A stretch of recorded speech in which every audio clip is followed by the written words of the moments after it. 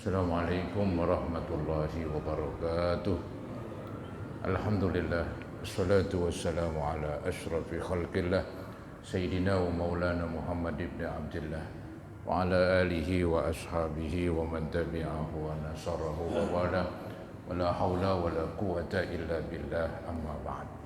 Hadirin jamaah Majlis Ta'lim Masjid Husnul Khatimah yang saya muliakan, mudah-mudahan kita semua dimuliakan oleh Allah Subhanahu wa taala. Amin ya rabbal alamin. Yang terhormat para pengurus masjid serta tokoh masyarakat, para hujjaj dan remaja sekalian, dengan mengucapkan syukur alhamdulillah pada malam hari ini Allah masih memberikan kepada kita kesehatan, kesempatan dan kekuatan sehingga bisa hadir kembali di malam minggu ini. Mudah-mudahan kehadiran kita di malam ini dan di malam-malam yang telah lalu, mudah-mudahan Allah memberikan balasan pahala yang sebesar-besarnya. Semoga Allah ampuni kekurangan, kesalahan dan dosa-dosa kita, dan semoga Allah jauhkan kita dari segala macam wabah. Amin ya rabbal alamin. Hadirin yang ingin menyimak, ini halaman 101 ini di alinea terakhir pada kalimat wa yajibu alla takhrujah min baitihi. Ini melanjutkan tentang, yaitu dulu dibahas masalah suami wajib memberi nafkah kepada istri ya. Nah, di samping itu istri pun wajib patuh kepada suami biar ada timbal balik begitu ya. Kemudian seorang istri itu dilarang untuk nusuz, yang artinya membangkang, karena dia diwajib patuh untuk istri, nggak boleh membangkang kepada suami. Bukankah suami ini Allah sudah angkat sebagai kepala rumah tangga? Ar-rijalu qawwamuna 'alan nisa ya. Laki-laki pemimpin atas wanita, yaitu diantaranya pemimpin di dalam rumah tangga. Dia sebagai presiden ya, mesti setiap kumpulan 2 orang aja mesti ada yang mimpin. Kalau nggak ada yang mimpin, ntar saling tindak, akibatnya urusan kacau balau. Mesti itu ya, bila mana ada 2 orang saja mesti ada yang mimpin. Begitu agama. Nah, ini dalam keluarga kan ya minimal berdua, suami istri, maka suami jadi pemimpin begitu. Tapi bukan pemimpin yang menindas, justru pemimpin yang mengayominya, membimbingnya begitu. Maka diwajibkanlah suami itu memberi nafkah, bukan saja nafkah, juga menyiapkan sandang, pangan, papan ya. Jadi makannya, pakaiannya, tempat tinggalnya, itu memang kewajiban suami untuk menyiapkan ya. Nah, kalau papan alias rumah itu nggak mesti memiliki. Yang penting kan suami menyediakan tempat. Mungkin dengan mengontrak dan sebagainya nggak jadi masalah.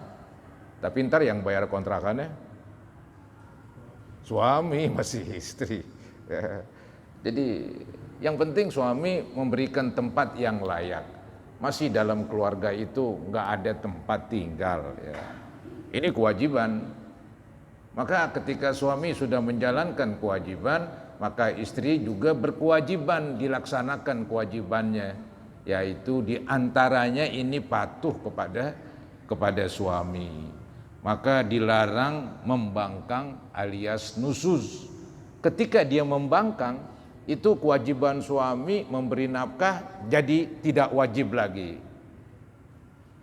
Suami kan wajib beri nafkah kepada istri, tapi gara-gara istri ini menentang, membangkang, itu nggak berkewajiban. Secara agama nggak dosa tuh kalau nggak diberi nafkah begitu ya. Jadi yang wajib diberi nafkah adalah adalah istri yang patuh, itu wajib diberi nafkah. Kalau istri yang suka melawan, membangkang, maka dia suami tidak wajib memberikan nafkah. Jadi ada contoh-contoh saudara-saudara di mana suami itu ya dilawan oleh istri, dan si istri dikatakan nusuz atau membangkang. Di antaranya nih ya, ketika diajak ke kasur dia nggak mau, itu yang membangkang banget itu berat itu, mungkin istilahnya apa, pelanggaran berat itu. Pelanggaran berat itu istri, dia udah menggambarkan pembangkangannya itu ketika diajak ke kasur ya. Ini paham nggak apa-apa lah, ini omongan 50 tahun ke atas kali. Ya. Jadi itu sudah kewajiban saudara-saudara ya. Maka tuh ada hadis, bila mana seorang perempuan diajak ke kasur kemudian dia nggak mau, padahal nggak ada alasan. Ketika dia punya alasan sakit, ya itu pun dimaklumin. Ini nggak ada alasan begitu. Atau ada alasan dibuat-buat, maka malaikat mengutuknya. Ya, mengutuknya bukan sampai subuh saja, tapi mengutuknya sampai itu istri mau atau sampai suami merelakan. Merelakan karena diajak nggak mau, ya sudahlah kan begitu. Bahasa gampangnya suami memaafkan. Kalau suami memaafkan, kutukannya hilang. Kalau suami belum memaafkan, 7 turunan juga dikutuk terus. Itu ya, itu istri itu. Dia nggak boleh membangkang, khususnya diajak ke kasur ya. Maka itu si istri nggak boleh tuh puasa sunat. Istri nggak boleh puasa sunat sedangkan suaminya ada ya, kecuali suaminya pergi jauh, pulang-pulang setelah 1 minggu. Nah selama 1 minggu itu kan nggak ada, dia boleh puasa sunat itu. Tapi kalau suaminya ada, ya dia boleh puasa sunat, syaratnya izin terlebih dahulu.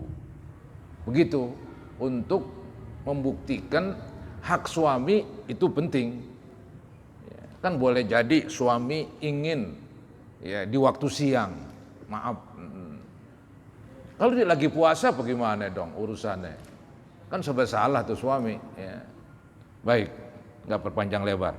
Kemudian di sini wayajibu alla takhruja min baitihi, dan wajib perempuan itu nggak boleh keluar dari rumahnya, allazi askanaha, yang suami menempatkannya ya, allazi askanaha fihi zauj, yang suami menempatkannya di rumah tersebut. Maka istri nggak boleh keluar illa bi iznih, kecuali dengan izin suami ya.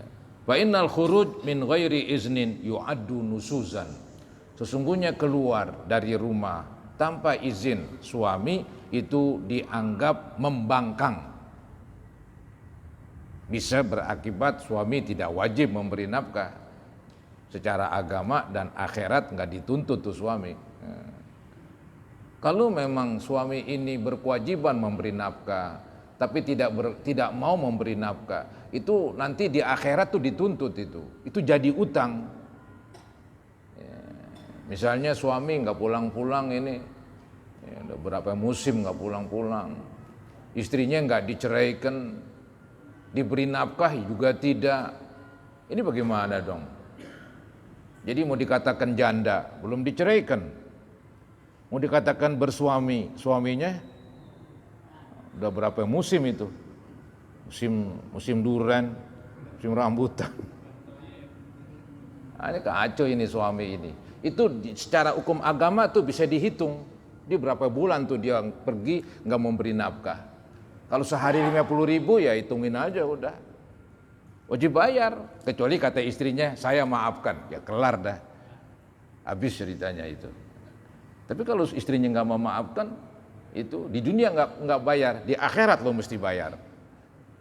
Bayarnya dengan di akhirat itu dengan pahala itu yang serem. Ya, bukan dengan duit lagi, di sana nggak berlaku duit. Jadi istri yang keluar dari rumah yang disediakan oleh suami, keluarnya nggak pakai izin, maka dia dianggap membangkang, nusuzan, melawan. Illa li'udrin, kecuali keluarnya beralasan begitu, ada uzur.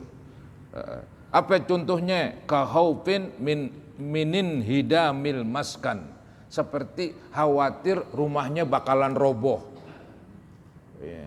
Anggap rumah yang didiami udah miring-miring begitu, hujan lebat, air deras begitu. Waduh, ini bisa roboh nih. Suami nggak ada lagi nih, lagi kemana begitu. Keluar langsung, nggak perlu izin dulu, nungguin suami datang. Ya roboh nanti. Ya, nggak bisa begitu. Keluar, menyelamatkan diri, walaupun nggak pakai izin. Ya. Itu enggak apa-apa itu, enggak pakai izin. Itu yang namanya keluar enggak pakai izin, tapi dia beralasan. Ada alasan kuat dalam agama. Seperti tempat yang mau ditinggalkan akan rubuh. Au ghairihi. Atau akan sebab-sebab yang lain lah. Misalnya air sudah mulai naik, masih diam aja. Ya udah, kebetulan ada yang menyelamatkan, ada yang bawain perahu, ya udah keluar tanpa izin gitu. Kemudian waqastibtain walam yughnihi zauju an khurujiha, dan seperti istri keluar tanpa izin, dibolehkan lagi ini ya, karena beralasan keluar untuk minta fatwa. Maksudnya apa ini? Keluar minta penjelasan hukum kepada seorang ustadz ya, tentang hukum yang mesti ia tahu tuh secara langsung. Hukumnya bagaimana begitu ya. Mungkin istri ada alasan kali, mungkin mau menanyakan masalah haid ya, menanyakan masalah hal-hal yang berkenaan dengan perempuan ya, enggak cukup suami mewakili keluar bertanya ya, istri boleh keluar, enggak pakai izin pun biarin begitu, karena ini hal yang pokok begitu ya.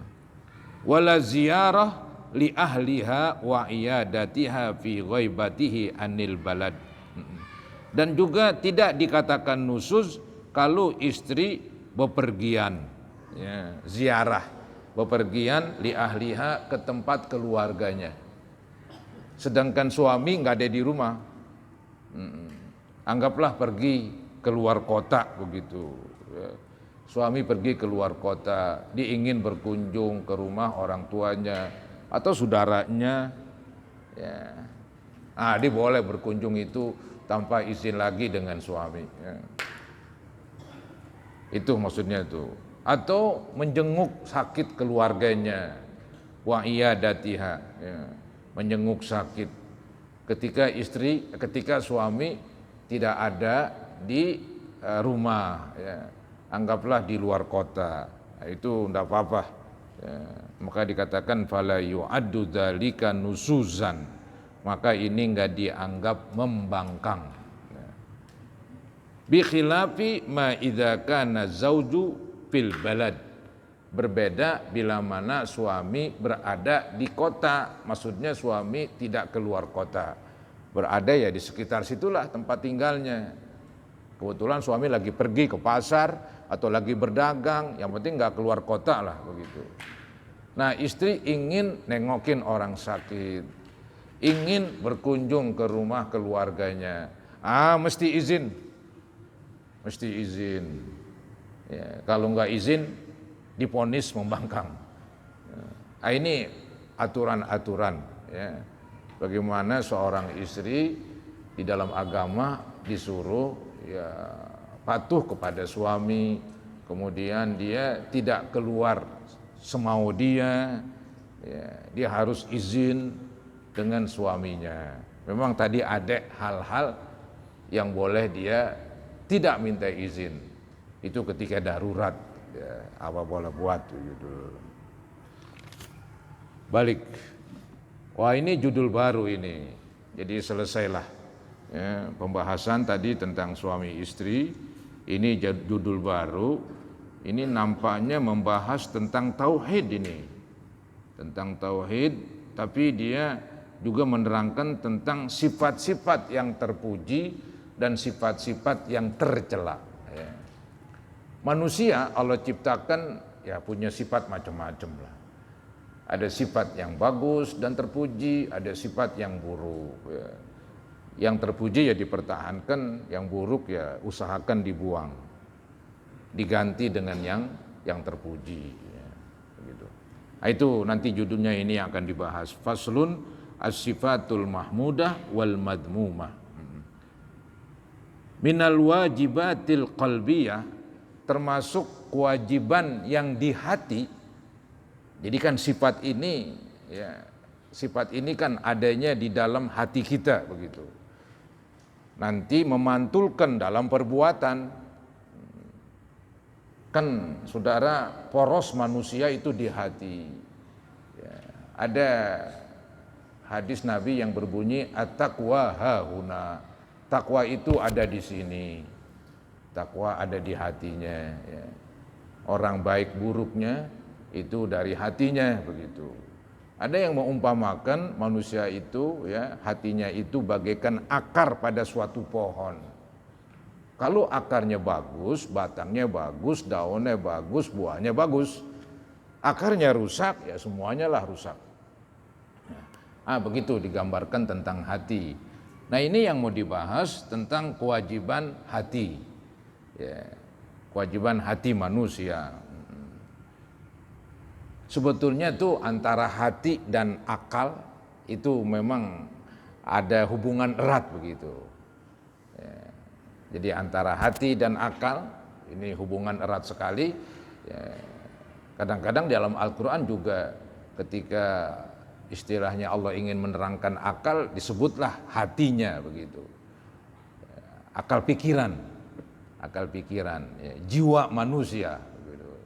Kan ada istilah bangunlah badannya, bangunlah jiwanya, bangunlah badannya. Ini jiwa ini, ya, jiwa manusia perlu dibangun, bukan hanya badan doang. Kalau badan doang, badannya sehat, ya, badannya ini enggak berpenyakitan, gitu, secara zahir, tapi jiwanya jelek, ini rusak ini. Nggak ada gunanya akhirnya ini. Pikirannya ngeres lah begitu. Sifat-sifat yang buruk ini bersemi di dalam hatinya. Nanti kalau sifat yang buruk ada di hatinya, pembicaraannya pun jelek, tindakannya, tangan kakinya pun jelek begitu. Maka disuruh bangunlah jiwanya, bangunlah badannya. Bahkan disebut jiwa duluan baru badan. Memang begitu, membangun hati itu lebih penting. Apa gunanya badannya sehat, keker, segar, bugar begitu, tapi hatinya rusak begitu. Nah, ini tidak ada artinya itu manusia. Mungkin lebih cakep hewan itu daripada itu manusia yang udah rusak hatinya.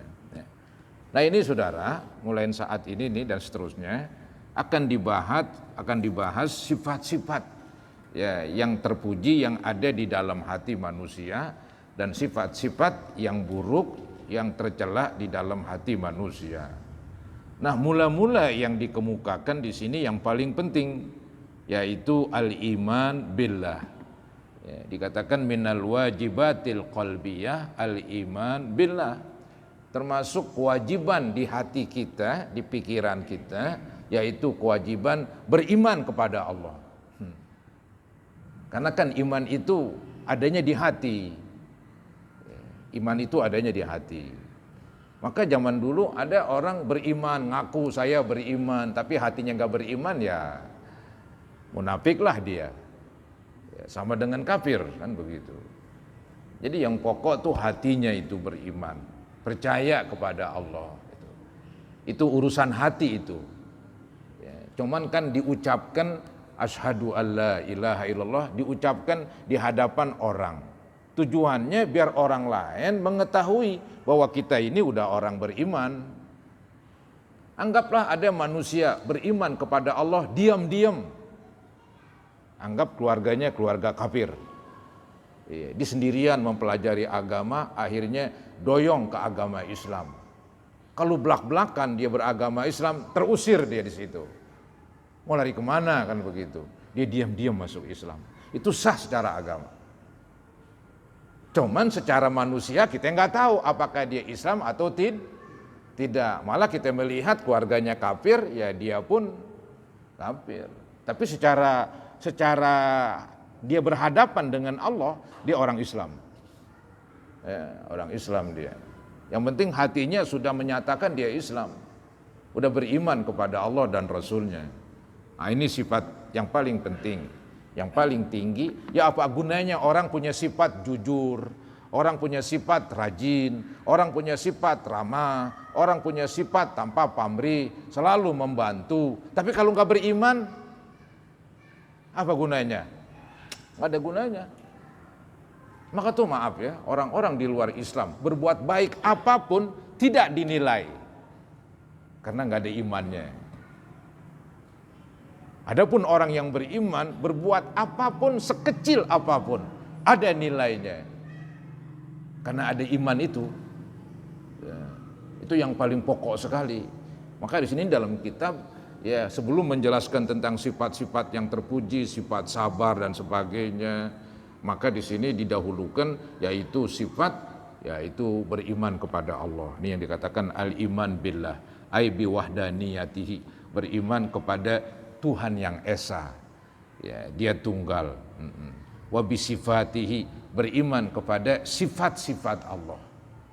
Ya, dalam Quran kan disebut sifat-sifat Allah. Ya. Dalam ilmu yang disebut ilmu tauhid, ilmu yang menerangkan tentang sifat-sifat Allah itu diantaranya ya diterangkan tentang sifat-sifat yang wajib, yang mustahil, yang jaiz begitu. Dulu di Jakarta itu memang banyak orang menghafal itu. Maka dibilang sifat 20. Kenapa dibilang 20? Karena ada 20 sifat yang gede-gede. Bukan berarti sifat Allah 20 doang. Sifat Allah maha sempurna, banyak begitu ya. Yang bagus-bagus pokoknya sifat Allah. Tapi ini yang pentolan nih yang gede-gede ada 20 sifat. Maka disebutlah kitab 20 sifat atau sifat 20. Ya. Orang mempelajari itu. Jadi wujud, qidam, baqa dan seterusnya. Nah itu katanya dipahami juga itu. Soalnya ntar kalau nggak paham itu nanti jadi melenceng pemahamannya. Ntar jangan-jangan Tuhan disamakan dengan manusia. Nanti nggak mempelajari tentang sifat Tuhan. Ya, seperti sifat Tuhan tuh ada yang namanya mukhalafatuhu lil hawadits. Allah berbeda dengan makhluknya. Ya. Walaupun kadang-kadang ada persamaan kata. Ya. Jadi manusia melihat, Allah melihat. Nah, apakah Allah melihat seperti melihatnya manusia dengan mata begitu? Harus ngelihat dekat, kalau jauh nggak ngelihat. Wah kacau kalau begitu. Maka di dalam Al-Quran tuh ada ayat yang dijadiin patokan itu. Laisa kamislihi syai'u wa huwas samiul basir. Allah tidak menyerupai sesuatu. Saya sesuatu, Anda sesuatu. Apa aja selain Allah sesuatu. Allah nggak sama tuh dengan sesuatu. Allah maha melihat, Allah maha mengetahui. Kita pun bisa mengetahui, kita bisa melihat, tapi tetap aja beda. Ya, melihatnya kita terbatas, kalau Allah tidak terbatas. Melihatnya kita dengan mata, kalau Allah bukan dengan mata. Kacau balau kalau begitu. Ya. Yang penting Allah maha melihat begitu. Bukan dengan seperti mata kita. Entar jadi orang berpikir Allah melihat dengan mata ya. Kalau maha melihat ini penglihatannya tajam nih. Ini matanya siapa ya? Kacau aja udah. Udah kacau balau itu. Kesimpulannya laisa kamitslihi syai'. Allah tidak menyerupai sesuatu. Yang penting Allah maha melihat. Sudah.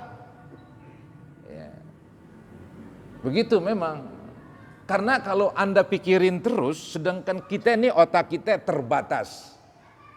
Otak terbatas. Buktinya banyak sekali. Ya. Ini mungkin otak berkata ini ya, kuman nggak ada begitu zaman dulu. Padahal ada tapi nggak kelihatan. Setelah zaman sekarang diketemukan apa itu? Mikroskop itu teleskop apa namanya? Ya udahlah itu namanya ya. Kuman kelihatan itu.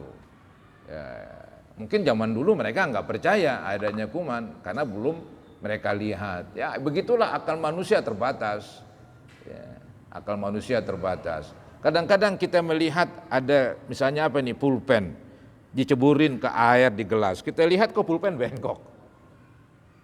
Mungkin orang yang belum mengerti, wah pulpennya bengkok. Diangkat, wah lurus. Ini akal memang kadang-kadang agak terbatas. Maka tuh ada istilah bagaimana yang terbatas ingin memahami yang tidak terbatas dengan benar, ya susah, dengan luas. Maka tuh kadang-kadang apa yang tercantum dalam Al-Quran, misalnya Allah punya tangan, jangan dibilang tangan Allah begini, kacau balau lagi, kamu menyerupai, itu berbahaya, menyerupai Allah dengan sesuatu, dengan manusia. Maka tuh ulama dulu dia nggak mengartikan, ada yang tidak mengartikan, ada yang mengartikan, tapi dirubah. Ulama dulu dia sekedar baca aja, yadullah fauqa aidihim, udah. Yadullah di atas tangan mereka, udah. Kalimat tangan nggak diartiin tangan. Tapi kalau diartiin tangan, pikiran manusia, nih tangan. Ya, jadi tangan Allah begini. Nah, itu bahaya itu. Itu ada dua ulama zaman dulu itu, dua kelompok. Ada namanya salaf, ada namanya khalaf begitu. Ulama salaf nggak mengartikan, baca aja, baca saja.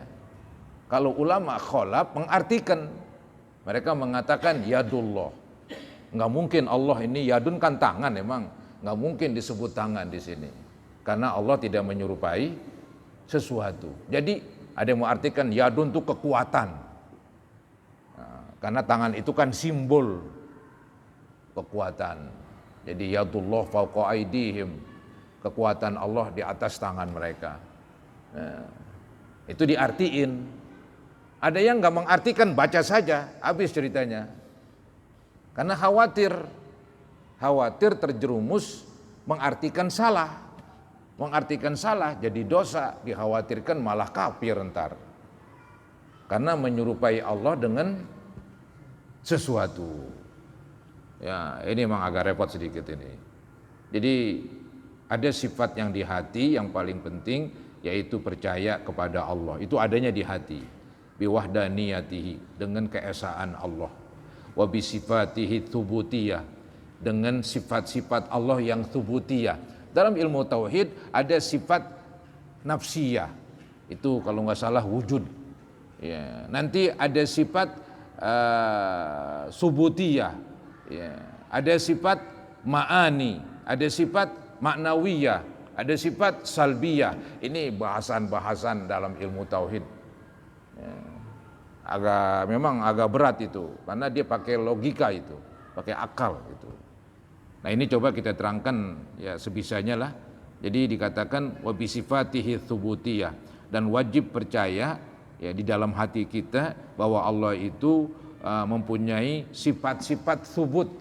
Sifat subutiyah, kalimat tsubut dari kalimat sabata, tetap. Sifat-sifat yang tetap pada Allah begitu, yang ada pada Allah. Contohnya saya nih pribadi, ya punya sifat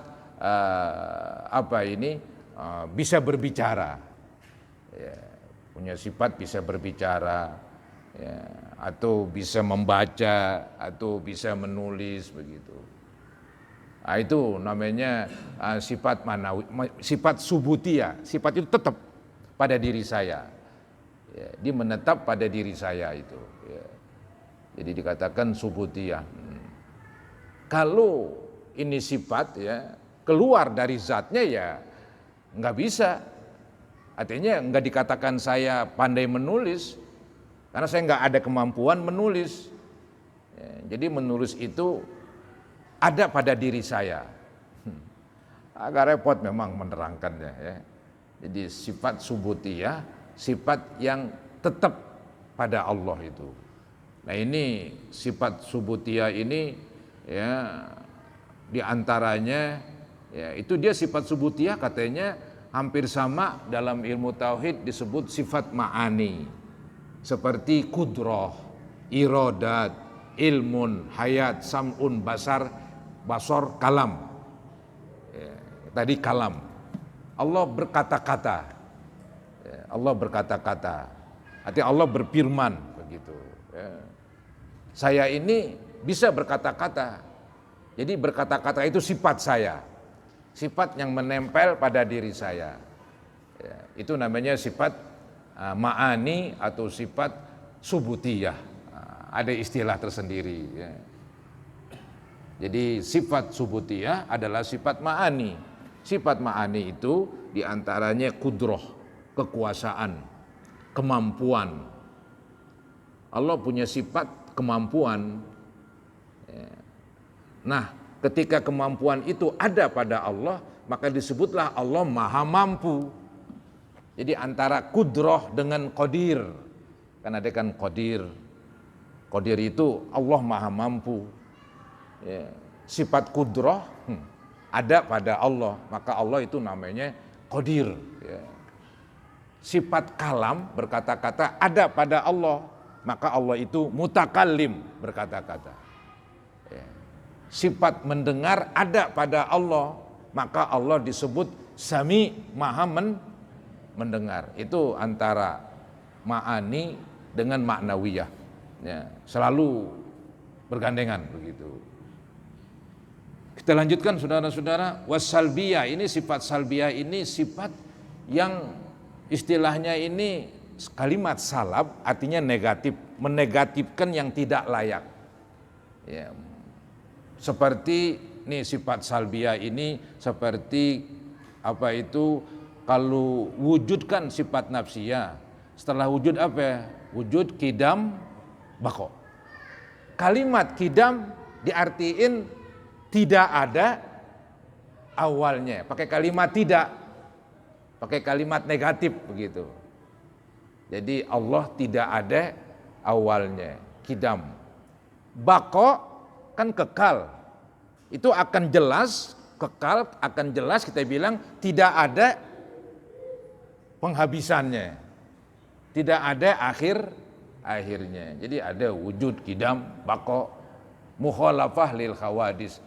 Allah tidak sama dengan makhluknya. Allah tidak sama dengan makhluknya. Itu yang disebut sifat salbiyah. Ya. Jadi sifat salbiyah itu kidam, bako, mukhalafah lil khawadis, qiyamuhu ta'ala binafsihi wa wahdaniyah. Esa, Allah esa begitu. Maksudnya nih supaya mudah dipaham, Allah tidak berbilang, Allah tidak punya sekutu, Allah tunggal. Ya, itu sifat salbiyah. Dia akan nampak jelas pemahamannya pakai kalimat tidak. Ya, itu sifat salbiyah namanya. Qala Ali Al-Muniri fi Tuhfatil Wafiyah, faidatun arkanul iman arba'atun. Ini ada ulama ya, mengatakan iman itu punya rukun. Sebetulnya kan yang kita tahu rukun iman itu ada berapa? Ada 6. Rukun Islam 5 ya. Ini ada ulama mengatakan, ini salah seorang namanya Ali Al-Muniri ini. Dia mengatakan rukun iman tuh ada 4 yang pokok-pokok katanya. Ya. Dikatakan apa? Maksudnya rukun iman terhadap Allah. Ya. Bukan rukun iman secara keseluruhan. Ya, tapi ini rukun iman yang terhadap Allah, ya, tentang percaya kepada Allah tuh ada 4. Ayya'lama annallaha ta'ala wahidun la thaniya lahu. Dia wajib percaya Allah itu esa, ya, tidak ada yang menyekutukannya. Alimun, Allah itu maha mengetahui, la jahla ma'ahu, enggak ada kebodohan. Qadirun, Allah itu maha mampu, la ajza ma'ahu, tidak ada kelemahan. Adlun, Allah itu maha adil, la jawra ma'ahu, tidak ada ketidakadilan. Jadi ini rukun iman tentang Tuhan ini. Bukan iman yang kita kenal tuh rukun iman ada 6, rukun Islam ada 5 begitu. Bukan itu sih yang dimaksudkan. Ini lagi fokusnya tentang Tuhan saja. Tentang Tuhan saja begitu.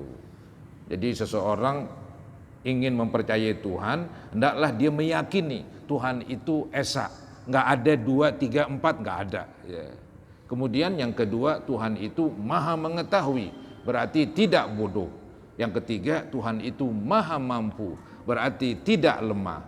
Yang keempat, Tuhan itu maha adil, berarti Allah itu, Tuhan itu tidak ada yang tidak adil begitu. Ya. Intaha, selesai begitu. Jadi saya ulangin lagi, kewajiban di hati kita yang paling pokok mempercayai Allah, itu yang paling pokok.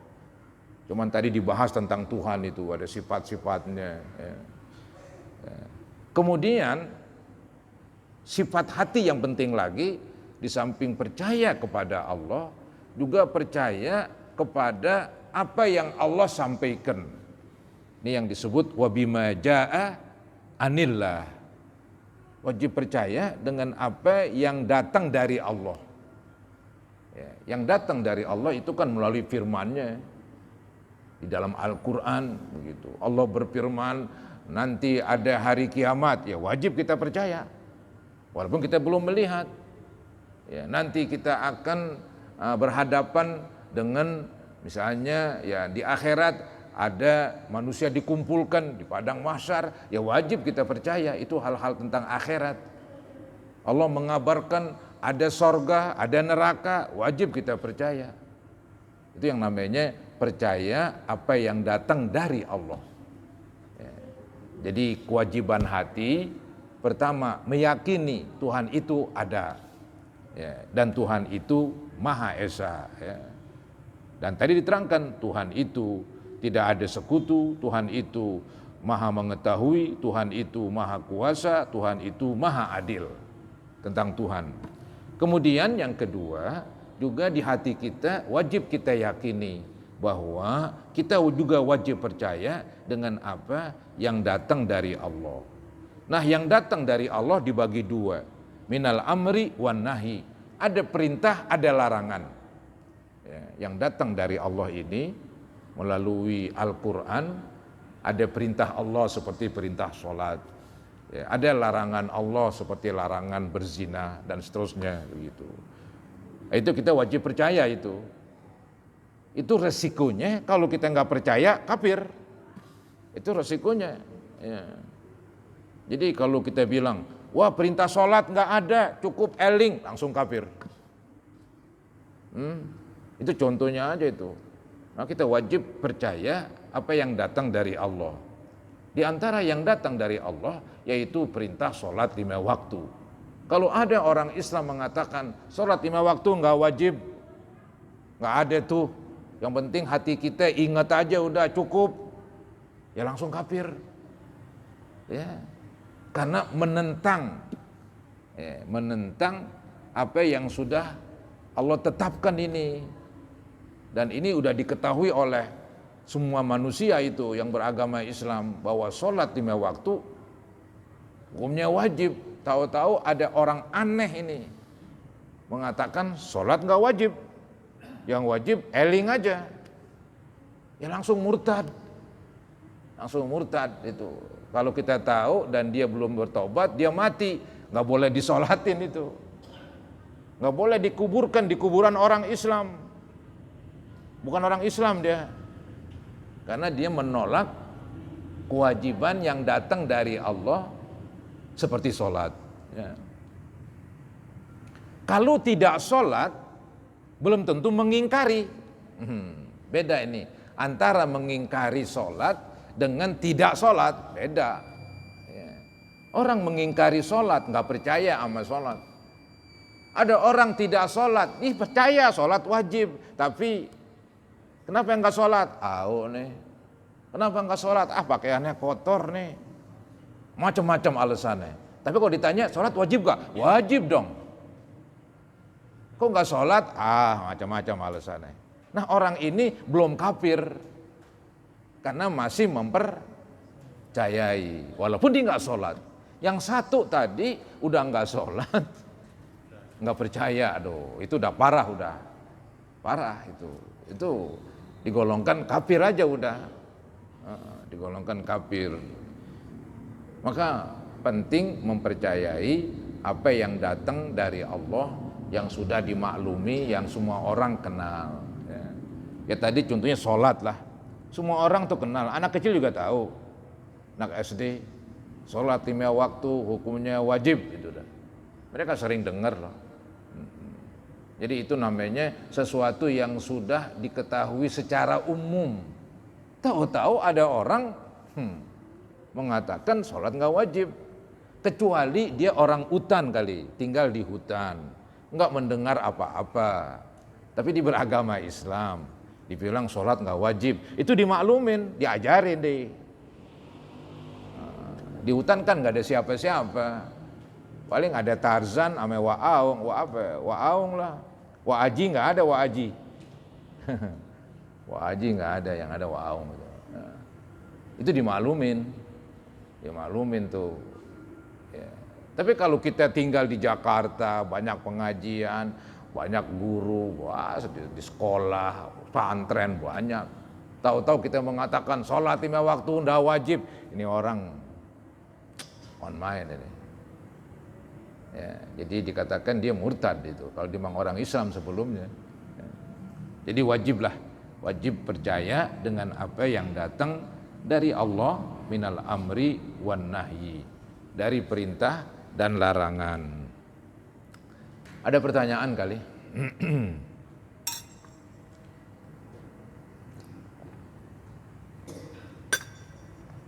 Ya, saudara, nampaknya udah isya ya. Nanti kita lanjutkan lagi wal iman bi Rasulillah. Jadi ini fokusnya tentang sifat-sifat yang di dalam hati.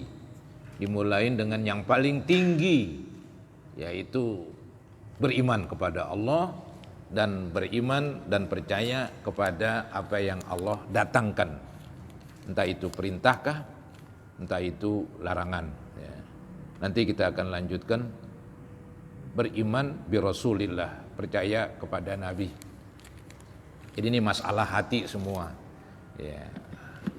Baik, saudara-saudara, nampaknya tidak ada pertanyaan. Mari kita akhiri pertemuan ini, sudah masuk Isya. Kita mohon kepada Allah, mudah-mudahan yang sudah wafat, khususnya ibu bapak kita, semoga Allah ampuni mereka. Dan juga mertua atau istri, termasuk kita yang masih hidup, mudah-mudahan dengan kemurahan Allah diampuni kekurangan, kesalahan dan dosa-dosa kita. Dan juga kita memohon semoga kita dijauhkan dari segala wabah, ya, segala bencana, termasuk wabah virus corona. Ya, mudah-mudahan Allah jauhkan kita. Al-Fatihah ala ma nawaina wa ala ma nawaitum wa ila hadratin Nabi Rasulillah sallallahu alaihi wasallam. Al-Fatihah. A'udzu billahi minasyaitonir rajim. Bismillah. Alhamdulillahi rabbil alamin. Ar-Rahmanir Rahim. Maliki yaumiddin.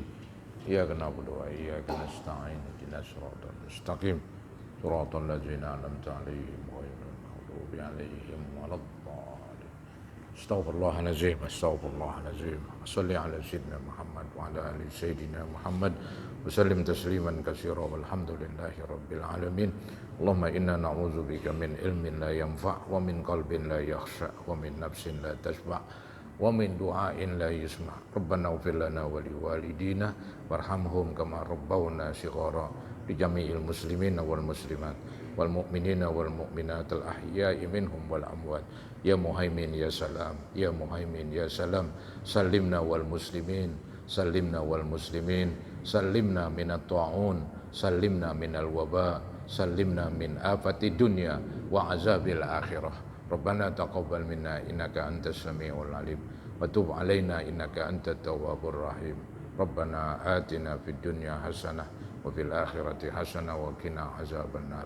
Wa sallallahu ala sayyidina Muhammadin wa ala alihi wa sahbihi wa sallam. Alhamdulillahi rabbil alamin. Kurang lebihnya mohon maaf. Assalamualaikum warahmatullahi wabarakatuh.